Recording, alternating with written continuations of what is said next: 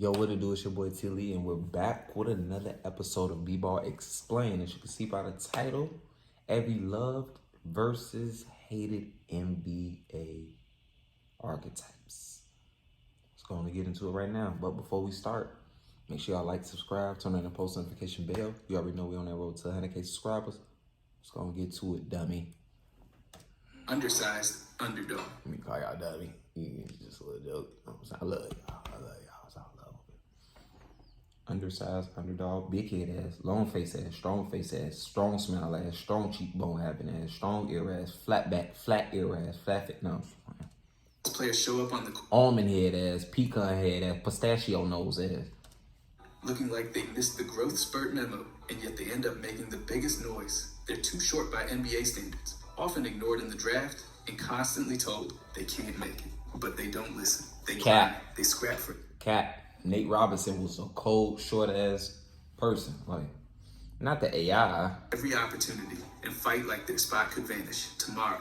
The league loves measurables, but these guys force teams to respect the immeasurable. Fred VanVleet is a textbook case. He went undrafted in 2016, even after leading Wichita State to national attention. He stands just 6 feet tall and doesn't wow anyone at the combine, but none of that stopped him. He clawed his way up through the G League, earned minutes, and eventually became a full-time starter. He didn't just show up in the 2019 finals, he showed out, hitting huge shots and helping Toronto win it all. From there, all-star nod and a $100 million contract. That's not luck. That's what happens when talent meets relentless effort. Fred didn't wait for approval. He took it. That's what makes the undersized underdog so fun to watch. That should. Quick flopper. The flopper lives in every fan base's nightmares. They turn the basketball court into a stage, acting out every bump and nudge like they're auditioning for a soap opera. These guys aren't just selling fouls. They're practically hosting yard sales. They exaggerate contact that would barely move a toddler, falling back like they've been hit by a truck. But here's the thing,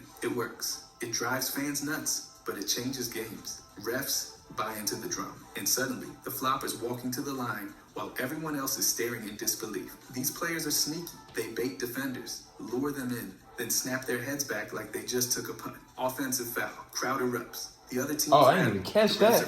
Heads back like they just took a punt. Offensive foul, crowd erupts. The other team's rattled. The refs are flustered. You a grown-ass man trying to pull that move. And sitting on the ground, that's how I know it's cat.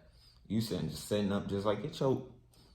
And somehow, momentum shifts. It's annoying, it's manipulative, but it's smart. You can't ignore the impact. Marcus Smart basically wrote the flopper handbook. He's not dirty. He's just constantly performing. He flies across the court, drawing charges with the grace of a theater major. Opponents hate him for it, but he forces refs to make calls. It's not pretty, but it worked every single time. Pass first, point guard.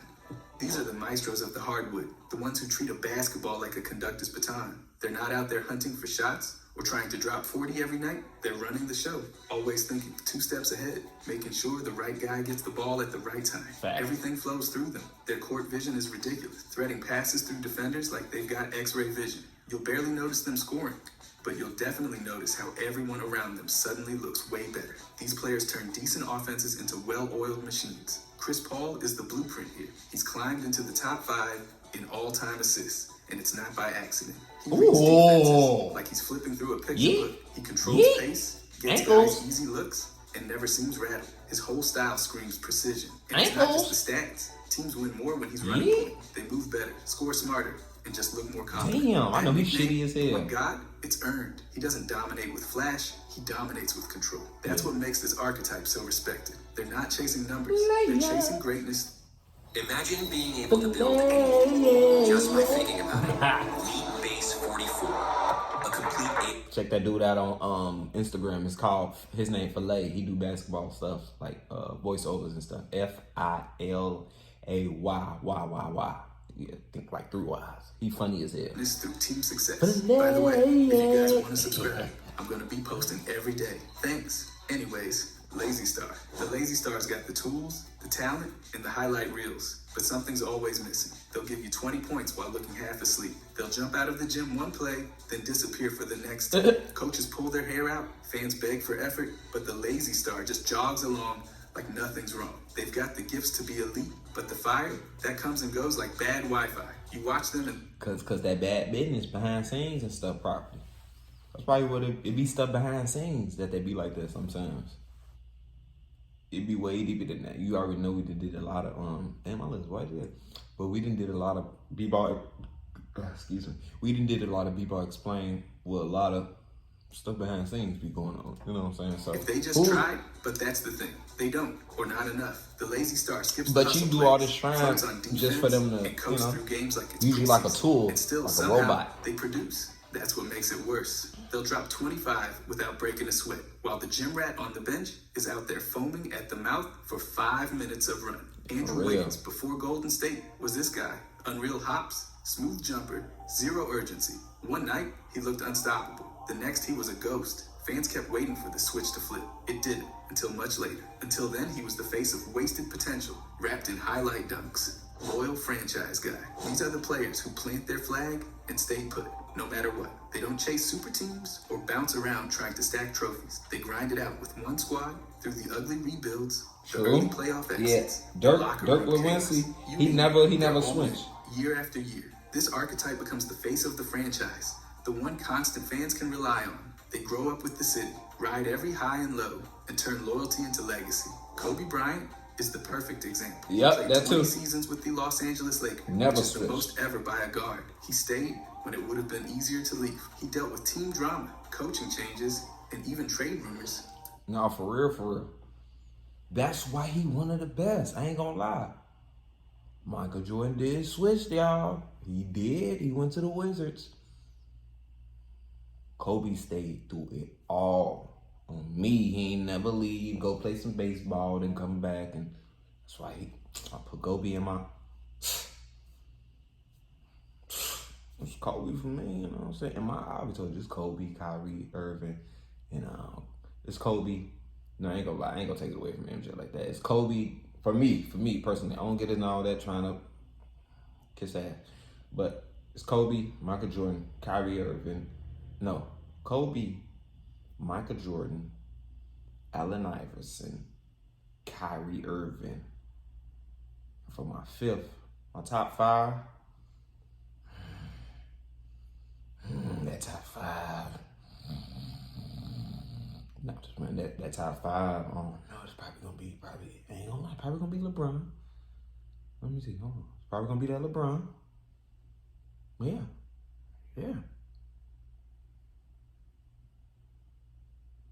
Probably gonna be that LeBron, even though LeBron did switch around too. You know what I'm saying? But never bolted. Instead, he evolved. He adapted to every phase of the team and kept competing. He led the Lakers to 5 championships and became the franchise's all-time leading scorer. He wasn't just a player, he became a symbol. The Mamba mentality wasn't just a mindset, it was a message. Stay loyal, stay fierce, and lead. See that? It's gonna be the thumbnail for me. It's gonna be the thumbnail for me, man. Gotta be. R.I.P. Kobe. Long live Kobe. Long live Gigi. Yeah, for real. It's gonna be the thumbnail for me. Your mark on one jersey. That's what defines a loyal franchise guy. Dirty player. The dirty player is not just physical, they're calculated chaos. This archetype thrives on crossing the line just enough to disrupt everything without always getting tossed. Elbows sneak in under the basket. Hands grab jerseys when no one's that looking. Elbow shit. Every possession feels like a scuffle waiting bro, to that happen. elbow They shit stir will get you emotions, shot. For and make real, everything you elbow uncomfortable. me. Teammates might call it what? grit, but opponents just call it dirty. And it's not just physical, it's mental Damn. warfare too. They'll stare. This man, and he still killed it. Y'all was playing that dirty. This is how you know, like. Down refs, start feuds, rack up technicals, and somehow keep swinging the game their way. It's messy, Damn. it's aggressive, and it works more often Was that James? than Yeah. anyone wants to admit. Draymond Green lives in this role. He's not pretending. From full-on kicks to wrestling matches mid-game, his highlight reel could double as evidence. That suspension in the 2016 finals, classic. Stomping on Sabonis, choking Gobert, kicking Steven Adams. It's all part of the Draymond experience. Eating healthy is hard, but now everything we eat is No, it's easy, not. delicious, and healthy. How? Hunger. He racks up technicals like he's collecting stamps, and yet he's a 4-time champion who quarterbacks their defense like a genius. He's loud, reckless, and polarizing. But No, every bit he did knock to his Buddy out impact. in the practice. Draymond defines this archetype. He funny as well. That ain't Silent funny. These are the He guys slept who his could walk ass. past you in the hallway, and you'd have no idea They just dropped 30 in a playoff game. They don't flex after big shots. They don't start drama. I'm a silent They killer. definitely aren't posting motivational captions after practice. They just show up, lock in, and dismantle whoever's in front of them. Their poker face never cracks. Whether they're torching you on offense or That's locking me in you up life. on defense. I do Kawhi my Leonard work. is the I'm a perfect silent killer. I do what I gotta do when I get out. He barely says anything on or off the court, but you can't miss his impact. He's methodical, Damn. calculated, and doesn't waste Tim motion. Duncan was in Everything there. he does has purpose. That buzzer beater in 2019, cold, didn't even blink. He led both San Antonio and Toronto to championships and never tried to make it about himself. He's not chasing the spotlight. He's chasing wins. His calm is almost unnerving, like he's already thought 2 steps ahead of everyone else. And the best part, he'll bury your team without saying a word. That's what makes the silent killer so dangerous. You don't see it coming, and by the time you notice, it's already over. Coach Killer. The coach killer doesn't throw chairs or scream at the clipboard, but somehow coaches just keep losing jobs around them. They bring a storm of expectations, power, and drama. Sometimes they clash with authority, sometimes they ignore the system entirely, but the outcome's always the same. Coaches come and go while the star stays untouched. They might publicly deny issues, but the tension simmers. Locker room split, trust erodes. And when the season flames out, guess who's the scapegoat? Not the star. It's always the clipboard guy. The coach killer's talent buys them time. Coaches, not so lucky. James Harden might as well be the president of this club. 6 head coaches in under 10 years? That's not bad luck. That's a trend. He had major pull in Houston, backing Mike D'Antoni, then watched him walk. In Brooklyn, everything unraveled around Steve Nash and Kyrie, and Harden bailed mid-season. Philly wasn't much better, calling the general manager a liar while Doc Rivers got the boot. And he's never been thrilled about rigid systems. He wants isolation, control, space to cook. He's a brilliant scorer, no doubt. But when coaches start sweating, Harden's usually somewhere in the frame. Human highlight, real. These are the players who make you pause the game, rewind it, and shout at your screen like it just did something personal. They bring fireworks every night with dunks that defy gravity, hang time that feels illegal, and finishes that look like they broke a video game. They don't need the ball every possession, but when they get it, watch out. They're jumping over defenders, contorting midair, and leaving fans with their jaws on the floor. Aaron Gordon fits this perfectly. His dunk contest showdowns in 2016 and 2020, unreal. People still argue he should have won both, but he doesn't just save the highlights for All-Star Weekend. He does it in real games too. Transition dunks, backdoor lobs, and fast break posters. It's non-stop. He combines ridiculous vertical with finesse, which makes him unpredictable and impossible to where his role's more balanced, the highlights haven't stopped. He's still flying around and putting defenders in places like it's personal. The numbers might not always pop, but the clips, instant classics. That's what makes the human highlight reel so magnetic. You never know what's coming, but it's never boring. Fake tough guy. The fake tough guy plays the role of intimidator, but it's all theater. They puff their chest, talk nonstop, and try to sell fear. It's to but get in when your push head. comes to shove, literally, they vanish. This archetype thrives on antics, flexing after routine fouls, mean mugging after layups, and running their mouth like it's a podcast. They love being in the middle of scuffles, but never actually start one or end one. Real enforcers see right through it. The fake tough guy might jump into a crowd to hold someone back or act like they're about to fight, but they never actually want the smoke. It's just noise, just drama, just another way to get on a highlight reel without doing anything real. Patrick Beverley has made a career out of this. He talks more than just about anyone, acts like every possession is a war, and celebrates like he hit a game winner in the first quarter. But when things escalate, he's already walking the other way. He'll poke stars, flop for calls, and sell the illusion of toughness, but when someone actually pushes back, the act crumbles. He's loud, animated, and fearful until he's not. Defensive menace. These are the guys who make scorers wish they called in sick. They're glued to your hip from tip-off to buzzer, poking at the ball, cutting off angles, and forcing you into ugly, off-balance. Yeah, that's me. You know, I could have actually been in the NBA if I really wanted to and everything. Because I'm in shape. I just never took that serious. Not saying like, oh, I was playing basketball back and I was on the team and everything, woo, but I'm just saying, you know, I'm putting it in a perspective of like if I actually would have put my mind to that shit and actually was like one of these, you know, back in the day coming up with me, one of these guys that was like, oh my God, took it so seriously, like overly serious, like one of them guys that be crying on the court outside and stuff because they taking it serious, like, yeah, I could have. You know what I'm saying? I did hang around the wrong crowd, so I wasn't none of them basketball stars, them hood basketball stars and stuff. And that's why I say a lot of people get it. We ain't even gonna speak on that, but I feel like I could. Very athletic, speed. Body's still in shape right now, so if I were to put my energy into that instead of putting my energy into being this motherfucker running around class clown with all this energy, I could have put that energy into this, you know what I'm saying? But hey, it is what it is.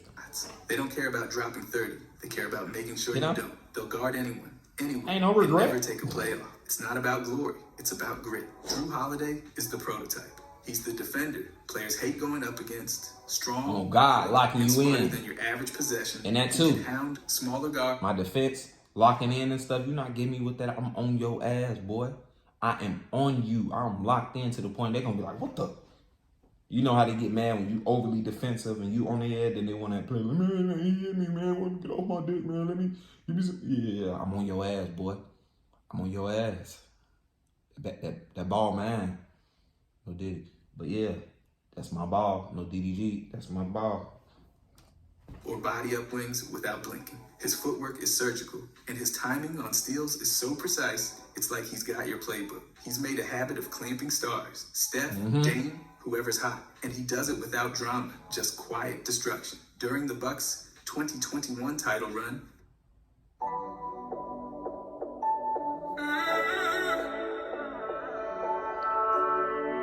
Hell no. His defense was game-changing. He turned momentum with hustle and lockdown stops, not flashy stats. He earns respect the hard way by making great players look average. The defensive menace doesn't need the spotlight. He steals it. And if you're across from him, good luck getting it back. One-way chucker. The one-way chucker isn't interested in team ball, defense, or anything resembling structure. They've got one thing on the brain, and it's getting shots up. This archetype hijacks possessions like it's a solo mixtape, pulling up with no hesitation and usually no open look either. They take bad shots, skip obvious passes, and ignore defensive responsibilities. Yes, like them type of people, you got it. Coaches cringe, teammates get frozen out. An offensive flow dies a slow, painful death. They might rack up points, but it's usually inefficient and almost never moves the needle on winning. The stats look fine until you actually watch the games. Jordan Poole, during his Washington days, was basically the chucker. He got put to sleep. He'd launch from 30 feet with a hand in his face, shake his head like he was cooking, then brick it completely. Cold shooting nights didn't slow him down. He'd just keep gunning. Meanwhile, his man on defense would cut back door for another easy bucket while Poole stood flat-footed. His numbers popped, but the Wizards kept losing. He wasn't facilitating, wasn't defending, and wasn't adjusting, just firing. It wasn't team basketball, it was just Jordan Poole versus the air. Clutch sniper. These are the killers with a jumper. Players who wait for crunch time like it's dessert. The lights get brighter, the pressure builds, and that's exactly when they start cooking. They don't just shoot threes, they launch them off the dribble from way downtown, right in your face. And when the game's on the line, they're not looking to pass. They're looking to end it. Damian Lillard is exactly that kind of threat. The man turned Dame time into a basketball timestamp. Those buzzer beaters over Houston in 2014 and Oklahoma City in 2019, stone cold. He doesn't care if it's 5 feet behind the line. If he's got space, he's pulling. And the worst part for defenders, he hits that consistently. His range stretches past the logo, and his confidence somehow stretches even further. He's always near the top in clutch scoring and percentage, but it's not just about numbers. It's about impact. When Lillard rises up in the final seconds, you already know what's coming. He's fearless, calculated, and brutally efficient. I ain't even gonna lie, I ain't even hardly hearing them. I'm really looking at these clips like it's a real game. If y'all can see me, I'm really into them. I'm like, woo! I'm like, boy, fuck what you talking about? These highlights is cool. Clutch sniper. Cause that's the best feeling of watching the game when it's going just right. None of the bullshit and the shenanigans and stuff. Like it's really like one of them intense games. Everybody's standing up. That team against that team, and it's a good fan base, and everybody just on the edge and stuff. And it's like this 112 to 112. For a quarter, 1 minute. Bro, 111, 112, 112, 1. Let's talk. Imagine if it was 111 to 111 in 1 minute and 11 seconds.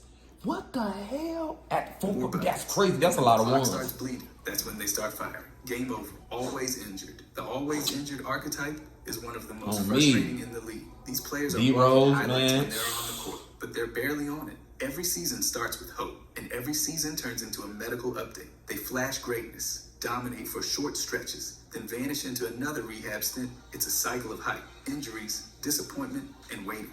You never question their talent. It's their availability that ruins the story. Teams build around them, fans buy in, but their bodies never cooperate. It's too big to be that clumsy. What they've done and becomes all about what they might have done if they just stayed healthy. God Zion damn. is stuck in this loop. When he plays, he looks like a cheat code. Brute strength, ridiculous bounce, impossible to guard. But the problem is, he's barely out there. Foot problems, soft tissue injuries, weight concerns. He's missed more games than he's played in some seasons. Every time he looks ready to take over, something breaks down. Fans keep waiting. He mad as Coaches keep hell. hoping, and the ceiling just stays untouched. He's not overrated, he's just unavailable. Zion's talent is real. His time on the floor just isn't. High IQ vet. These are the players who've seen it all and still know exactly what to do. They don't need to score 20 or fly through the air. They win possessions with brains, not bounce. Every cut, switch, and pass is calculated. They see the game 2 plays ahead, and they make everyone around them sharper. Coaches trust them in tight moments because they won't panic. Younger guys look to them because they've already made the mistakes and learn. Iggy fits this mold like a glove. He wasn't just on the court for Golden State's dynasty. He was part of the engine. His defense was always precise, guarding stars by knowing their tendencies and staying a step ahead. He passed up good shots for better ones and always. That's what you When need on people your. ask me what I do, I can never That's choose what you just need one on your thing to team, describe though. myself. I'm a YouTube creator, obviously, but I'm an engineer too. I'm also an entrepreneur.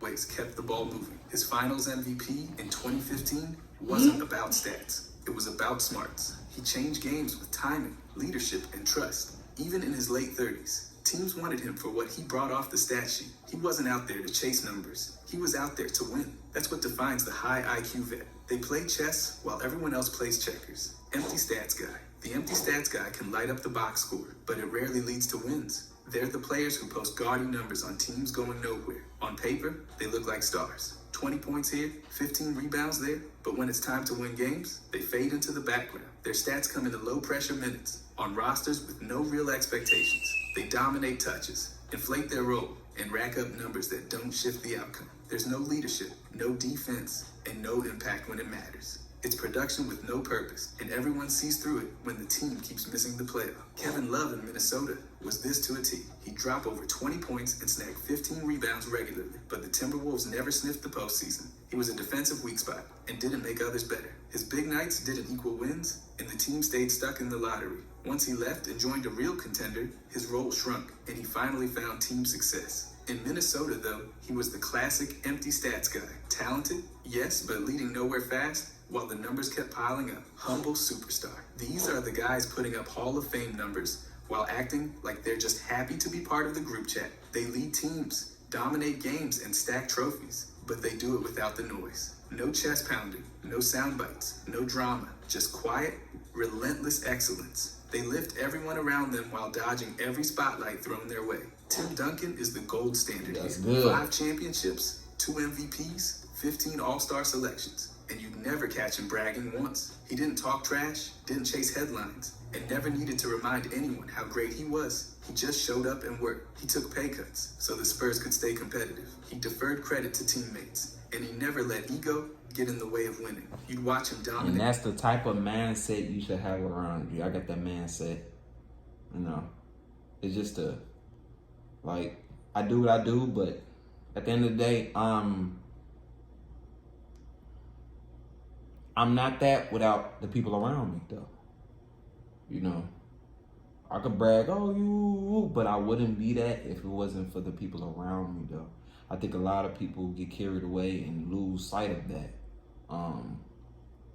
In life in general, with stuff, when you get some type of success and stuff, you got to realize you did that. You know what I'm saying? You could be like, yeah, you do it, but it ain't. I am nothing. Just like with this YouTube stuff, I'm nothing without you guys watching this, without you guys subscribing. You know, I could be like, yo, I got that many views, but I wouldn't be without you guys. You know what I'm saying? Without God, too. Can't forget God. God come first before y'all. You know what I'm saying? Playoff game, then see him thank the ball boy in the post-game interview. That's the humble superstar. They don't play for attention. They play for legacy. Duncan built one of the greatest careers ever, and he did it without ever needing to raise his voice. That quiet approach, it speaks louder than anything else. On the court, flaky teammate. The flaky teammate isn't a problem because they lack skill. They're a problem because no one knows if they'll even show up. One week they're locked in, dropping highlights and leading the charge. The next, they're missing games for personal reasons, sparking headlines, or going silent without warning. Coaches can't game plan around them, teammates can't rely on them, and front offices hold their breath every time there's a press conference. They bring drama, tension, and distraction, often putting their personal agenda ahead of team goals. It's exhausting. You get flashes of greatness, but they're surrounded by questions, explanations, and chaos. Kyrie in Brooklyn was this on full display. One night, he'd drop 40 and make it look easy, then vanish from the team without a clear reason. He missed huge chunks of time, not for injuries, but for personal choices and controversies that constantly shifted the spotlight away from basketball. The chemistry never clicked, the super team fell apart, and even inside the organization, people started doubting his commitment. His talent's never been the issue. It's always been availability, focus, and consistency. Kyrie made Brooklyn unpredictable, sometimes incredible, but always unstable. Comeback story. These are the players who get knocked down hard, but never stay there. They deal with injuries, get traded, doubted, or just plain forgotten. But instead of folding, they grind. They fight through the setbacks, silence the noise, and climb all the way back, step by brutal step. Derrick Rose is that story. He became the youngest MVP in league history, exploding onto the scene with speed and skill nobody could stop. Then came the injuries, devastating ones, multiple knee surgeries, years lost, teams giving up on him. With Thrivent, your financial plan is Never bigger did than give up just on my you. boy. Your finances can be a force for good for the ones you hold in your heart. Because our business is helping your money mean so much more. Thrivent, where money means more.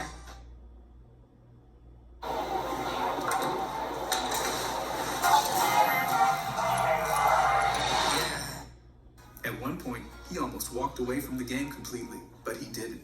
He rebuilt everything, his body, his role, and his mindset. In 2018, he dropped 50 points in one of the most emotional performances of the decade. That wasn't just a stat line, it was a message. He wasn't done. He's since become a steady veteran, a leader off the bench, and a player fans adore in every city he's played. Rose didn't just Shout out to my boy D Rose. He's changed. He doing a lot of stuff for the Chicago. Ain't gonna lie. It's about earning every inch after the fall. Me First Star. The Me First Star might put up huge numbers, hit game winners, and light up the scoreboard, but everything revolves around them. This archetype demands the ball, thrives on isolation, and slows down the offense so they can get theirs. They're allergic to passing unless it leads directly to an assist, and the only system they like is the one where they're taking every shot. Teammates become bystanders. Coaches lose their voices, and the team usually underachieves no matter how stacked the roster looks. These players chase legacy through stats, not wins. Carmelo Anthony, during his prime Knicks era, checked every one of these boxes. He was a walking bucket, no doubt, but the offense stopped moving the second he touched the ball. He resisted roles that didn't put him in the spotlight, struggled in off-ball systems, and rarely adjusted for the good of the group. While his stat sheet stayed full, the Knicks kept stalling out in the early playoff rounds. Even when surrounded by talent, the ball stuck to him like glue. Late in his career, he eventually took a step back, but the Me First label had already been tattooed on his prime years. Big who passes. These are the big men who throw dimes like their running point, except they're 6'10" and built like a brick wall. Instead of just backing guys down and dunking, they read the floor, thread passes through traffic, and make the offense hum from the elbows. Yeah, I need him on my team. Statues in the paint. On me. They're creators. Sabonis lives in that role. He's the heartbeat of Sacramento's offense, operating out of the high post and constantly dishing out dribble handoffs, backdoor assists, and quick reads. He averages more than 7 assists per game as a center, which is wild. He sets brutal screens and immediately looks to pass, keeping defenders guessing. When he grabs a rebound, he doesn't wait. He launches outlet passes to start the break. Sabonis isn't looking to rack up ISO points or force the action. He's the glue guy with vision, making sure the ball keeps moving and everybody eats. That's what makes the big who passes so fun. It's the blend of size, skill, and smarts. And Sabonis, he doesn't just fit the archetype,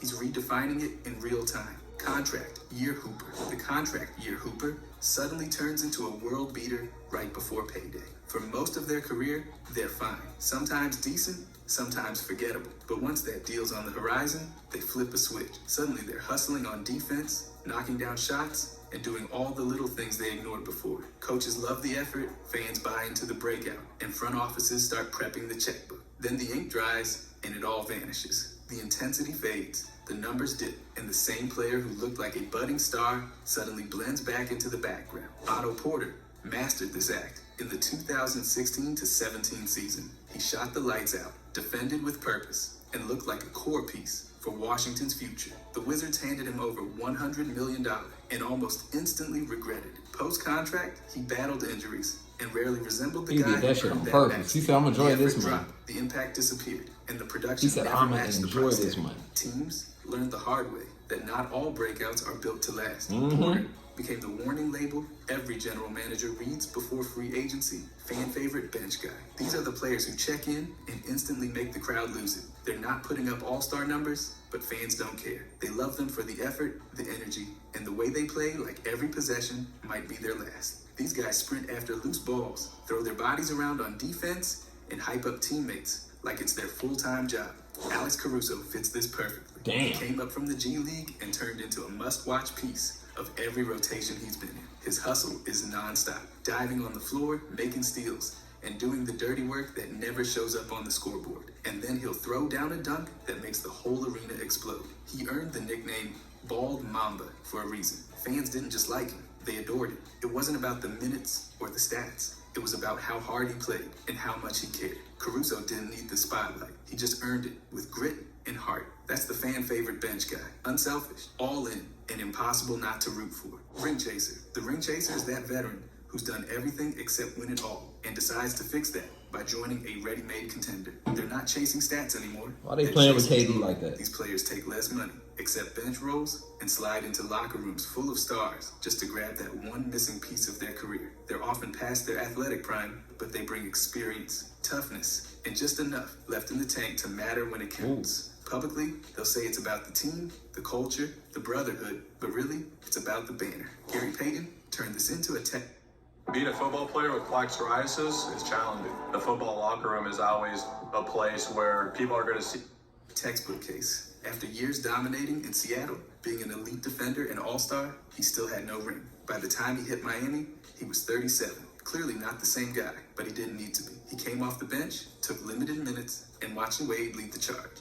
Peyton filled a vet role, played spot minutes, and finally got his title in 2006. It wasn't about carrying the team anymore. It was about finishing the job. He earned the ring, but not in the way fans remembered him best. Rookie phenom. These are the players who don't tiptoe into the NBA. They kick the door down. From the very first game, it's clear they're different. They're putting up stats that veterans dream about, playing like the league isn't even fast enough to keep up. The lights don't faze them. The pressure, they wear it like a warm-up jacket. Victor Wembanyama is that guy. In his first season, he averaged over 20 points, double-digit boards, and blocked shots like he was swatting flies. He's 7'4", but moves Damn, like how a y'all let him guard, do that? handles like a wing, and pulls up from deep like it's casual. He didn't just play well, he changed the game plan for every team facing him on both ends. Offensively, he's stretching the floor and dunking over defenders. Defensively, he's erasing shots and scaring anyone who dares to drive. People watch Spurs games just to see what he'd do next, and he made it worth it. He's not just a future star, he's already playing like one. That's the rookie phenom. They don't ease into greatness. They show up, deliver, and make the whole league stop and stare like, wait, he's just getting started? Locker room cancer. The locker room cancer might be talented, but everything around them eventually crumbles. This archetype brings drama, like it's part of the uniform. They feud with coaches, spark tension with teammates, and leave a trail of frustration behind. Practices get awkward, team meetings become therapy sessions, and eventually, the front office starts thinking subtraction might be addition. They rarely take accountability, Like, man, often shift blame, and I know that love. I know that love. might be addition. They rarely Like, man, take accountability. I really want to be often the shift dad, blame, but, you know. drain the energy out of even the most promising rosters. Winning, Damn. that's harder when they're around. Not because they can't hoop, but because no one wants to hoop with them. Dwight Howard's mid-career stretch was a masterclass in this mess. He torched his exit from Orlando, clashing with Stan Van Gundy and creating one of the most cringeworthy moments in team history. Then came the Lakers in 2013, where he butted heads with Kobe Bryant and looked disengaged more often than dominant. In Houston, the story didn't change. He clashed with James Harden, got labeled uncoachable, and wore out his welcome once again. Teams seemed lighter after he left, and teammates weren't shy about hinting why. He had the tools. Let's jump into kept that. Making teams worse, not better. Lockdown wing. These are the guys who turn highlight machines into afterthoughts. They don't chase steals or go for wild blocks. They just make sure your favorite scorer spends the night getting nowhere. They slide their feet, use their length, and contest everything without flinching. No drama, no nonsense. Just pure defense. Jaden McDaniels fits this perfectly. He's 6'10" with arms that stretch forever. But it's his I was just about to say, I was like, damn, it's doesn't going gamble, doesn't bite on fakes. He just stays in front of you, contesting every inch. He's the guy teams throw at stars like Booker or Tatum and say good luck. And more often than not, it works. McDaniels isn't out there demanding touches. He brings energy without needing the ball, and his teammates feed off that. Minnesota's defense doesn't reach elite status without him. He's always locked in, always making things miserable for whoever draws the assignment. That's the lockdown wing in action. No need for big talk, just big time defense. Every night, he clocks in, erases threats, and walks off like it's business as usual. Because for him, it is excuse machine. The excuse machine always has an explanation locked and loaded, just never one that involves themselves. When shots aren't falling or the team's collapsing, they're quick to point the finger anywhere but the mirror. Coaches made the wrong call. Teammates didn't space the floor. The media twisted their words. Maybe it's an injury this time or a misunderstood role. The pattern never changes. This archetype dodges blame.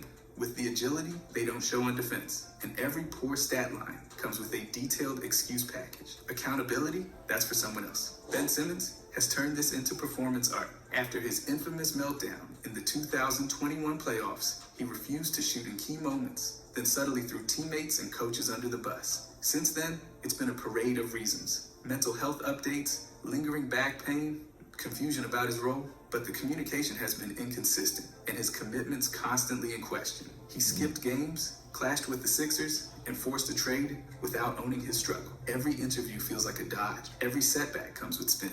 He's got elite gifts, but the only thing more consistent than his excuses is the disappointment that follows them. Trade demand diva. The trade demand diva isn't just trying to hoop. They're trying to run the team too. This archetype brings elite talent, but zero patience. The moment things get bumpy, the drama ramps up. They want input on rosters, coaching, rotations, sometimes even front office moves. And when they feel ignored, the leaks start. The cryptic tweets fly, and suddenly there's a mutual parting of ways on the horizon. These players sign long-term deals, then treat them like temporary leases. Winning becomes secondary to control, and franchises get caught in the chaos. Kevin Durant fits this mold to a T. In Brooklyn, he requested a trade in 2022, walked it back, then re-requested, and finally got sent to Phoenix. In the middle of that, reports surfaced that he wanted Steve Nash and Sean Marks gone. Before that, he left a championship machine in Golden State to start his own thing. Man, he better go sit his dumb ass down, man. You know. But yeah, this is a good one. Appreciate y'all for watching. Make sure y'all like, subscribe, turn on that post notification bell. You already know we're on that road to 100K subscribers. I'm out.